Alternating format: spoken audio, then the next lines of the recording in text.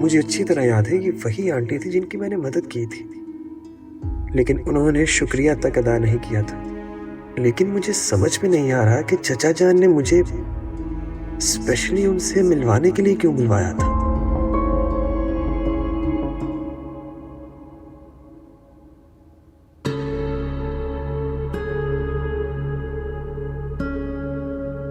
अरे अरबाज बेटा, क्या हो गया है? क्यों कमरे में अंधेरा किए बैठे हुए हो? क्या बात है? कुछ नहीं अम्मा, बस ऐसे दिल चाह रहा था। कोई ना कोई बात तो जरूर है, अपनी माँ से मत छुपाओ। नहीं अम्मा, ऐसी कोई बात नहीं है, कुछ नहीं हुआ।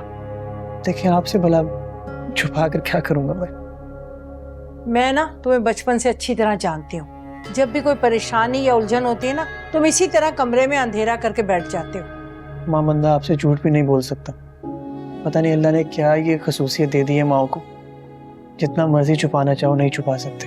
हाँ बेटा, माओ के दिल ऐसे ही होते हैं, क्या करें, सब माएँ ऐसी होती हैं। अच्छा मुझे बातों में नहीं उलझाओ, ये बताओ कि क्या बात है? तुम तो अपने चचा से मिलने के लिए गए थे ना, क्या हुआ? जी अम्मा, गया था चचा जान से मिलने, लेकिन वो लेकिन क्या? अजीब सी बात है अम्मा, वो 2 खवातीन से मिलवाने के लिए बुलाया था उन्होंने। खवातीन से मिलवाने के लिए? क्यों? पता नहीं अम्मा, मुझे खुद समझ नहीं आ रही। वो आंटियां एक अजीब तरीके से मुझे देख रही थी, जैसे आंखों ही आंखों में तोलने की कोशिश कर रही हैं। कौन थी वो औरतें? और बिलाल ने तुम्हें उनसे मिलवाने के लिए क्यों बुलवाया? मुझे तो कोई बहुत बड़ी गड़बड़ लग रही है, मेरा दिल बैठा जा रहा है। ये बिलाल ना कुछ भी कर सकता है। अरे अम्मा, आप परेशान मत हो। वो उन आंटी का बेटा मेरा ख्याल उस कंपनी में जॉब करता है जहाँ मुझे जॉब मिली है, इसीलिए चचा जान ने बुलाया होगा। दिमाग खराब हो गया तुम्हारा अरबाज, ऐसा कुछ नहीं है। अरे अगर उसके बेटे से मिलवाना था तो फिर उसकी माँ से क्यों मिलवाया? ठीक कह रही हैं आप। चचा जान के दिमाग में क्या चल रहा है तो मुझे भी समझ नहीं आ रहा।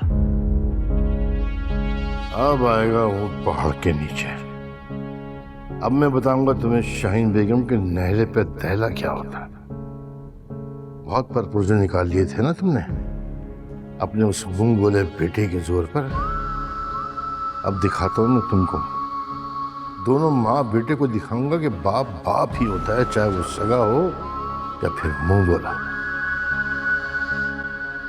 एक बात तो तय ही है, ये मोटी खटक जरूर गई होगी। आखिर वो बचपन से जानती है मुझे, और भगवान उसके मेरी रग रग से वाकिफ है। इसके लिए मुझे कोई प्लानिंग करनी पड़ेगी ताकि सांप भी मर जाए और लाठी भी ना टूटे।